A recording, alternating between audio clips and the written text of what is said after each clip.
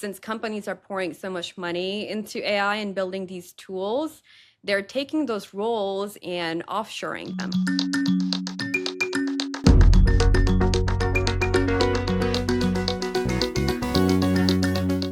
How are people feeling about artificial intelligence or AI? Well, it depends on who you ask. For all the hope and excitement surrounding this technology, some people are also understandably wondering, am I using AI too much? Could AI replace me? And how do I plan ahead for that day when there's less work to go around? Today, we'll discuss what we're hearing from clients and how to prepare for AI. Hello, and welcome to Money on Your Mind from Edelman Financial Engines. I'm Michael Liersch, a behavioral scientist, financial planner, and your chief planning officer at EFE. Thanks for joining us for a conversation about how people are feeling about money, what they're wrestling with, and how financial planning can help you straighten things out. Today, we're talking with Aamina Siddiqui, an EFE financial planner. Aamina, welcome to Money on Your Mind. Yeah, thank you, Michael, for having me.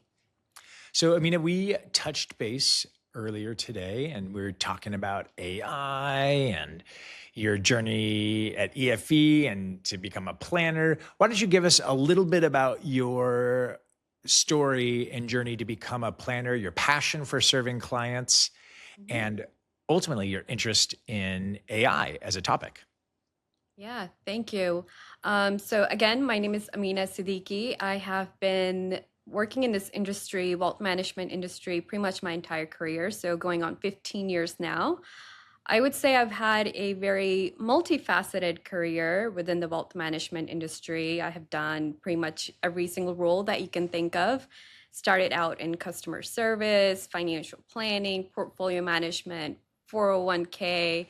But it has always come down to solving one problem, and that is helping people build a financial life that they have always dreamed of. And I've always been passionate about this topic. I learned about financial planning at a very young age, even before it was my job. And one of the reason being is my father was affected by the dot-com bubble. He was a computer engineer. He was let go. It was during the Enron and MCR WorldCom crisis. And I saw how that impacted not only him, but also my entire family. So this topic and the world of wealth management has always been very close to me.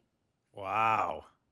Mina, I don't think we even covered that topic about your father being affected by the dot-com bubble. I remember that time very well. That's when I was starting my career. Actually, in 98, I graduated from college and became a systems analyst at Deloitte Consulting. And I was a part of that whole experience. When you think about artificial intelligence in particular, let's start with this topic of how people are using it. And then we can move into kind of it manifesting into some concerns about bubbles and fears of employment and things like that. But do you think people are using AI in the right kinds of ways, or what do you see in your client base? In my client base, honestly, depending on the age group, the older clients are not using it as much. Okay. But obviously, the younger folks, they're doing it to do their research. They even come to me and leverage it to have a more engaging conversation and sometimes even test my knowledge. But I've seen both ends of it, amazing use of it and no use of it at all. So for your, let's say that younger client base that you have who's really deep in it, going into financial planning topics, bringing them Yeah. to your meetings, and helping to start the framework of the conversation, that's exciting.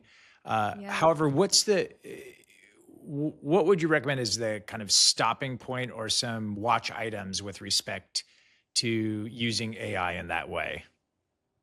I think the stopping point would be when AI starts giving you specific advice and recommendations on what to do and where to invest.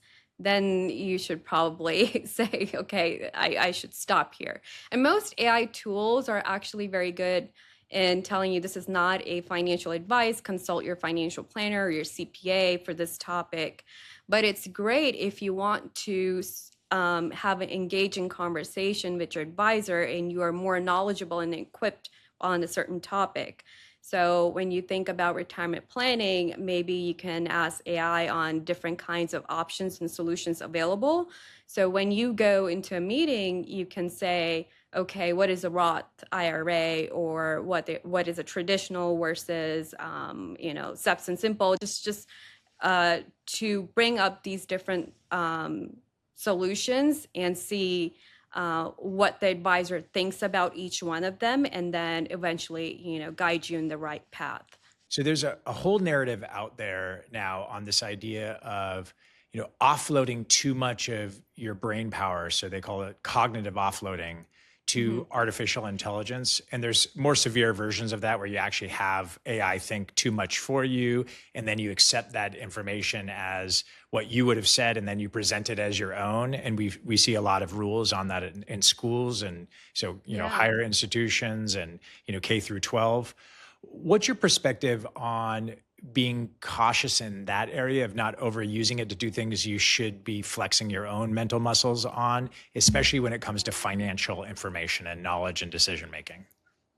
Yeah, so definitely don't rely 100% of it. Use it as a framework. I'll give you an idea. I have always wanted to write a book, and I just did not know where to start and what to do. So I would often find myself going to the library looking for a book that kind of told me that, hey, first do this, right? Create this framework, reach out to these publishers or reach out to these industry experts to do research. But now I went to AI and said, okay, how do I essentially write a book, right? It gave me framework day by day, all the action items that I need to take. So first was create a spreadsheet with research, authors that you have spoken with, and has their work been cited and verified. And then step two is, if you're writing a book about this certain topic, this is how you go about doing your research, not necessarily telling me what to write, but how I should go about writing it. So, again, that's how I believe everyone should use AI, to kind of give them the right path and guidance on where to even go, instead of doing all the work for them and doing all the thinking and all the writing, but just kind of a set of instructions essentially, to how you should go about doing your project.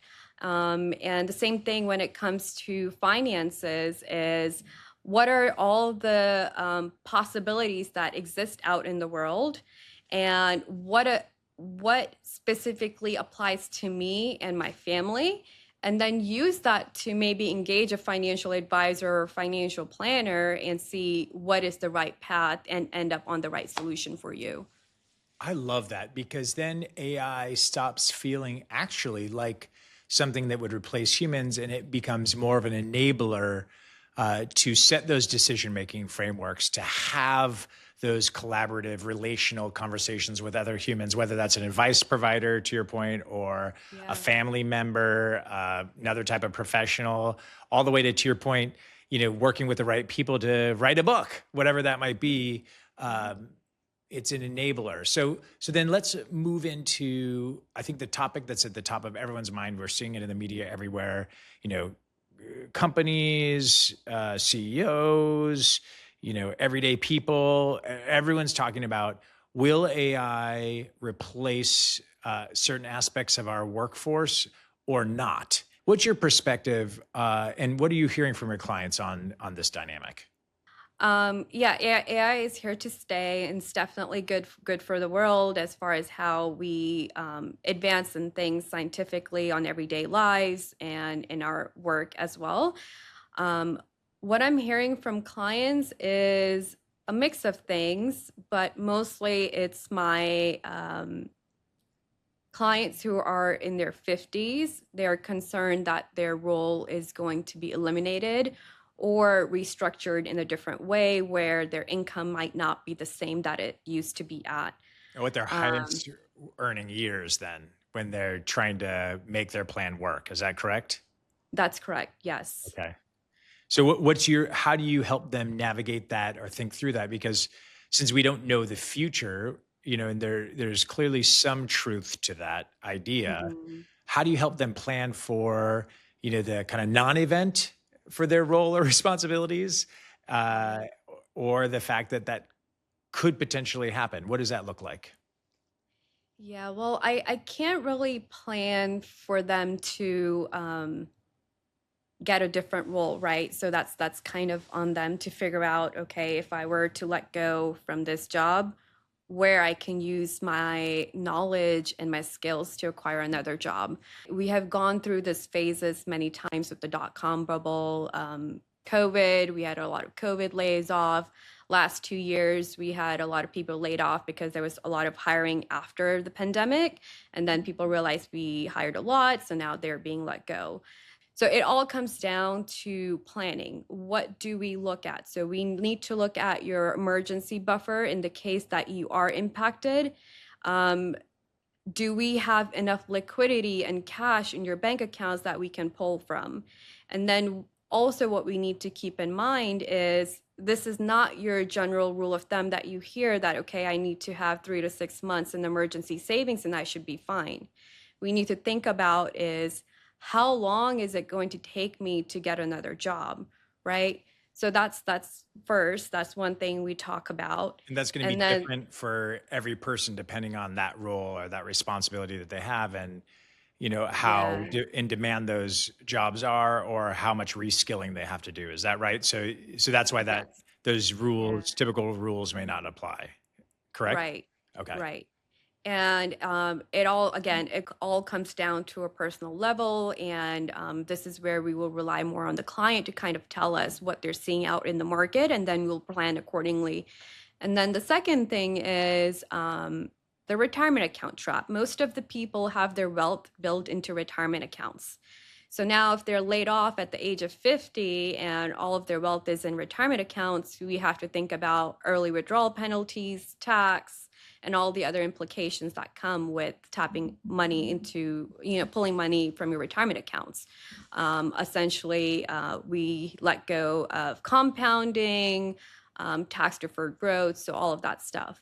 So, how do we plan for lifestyle expenses while minimizing the impact on your retirement accounts?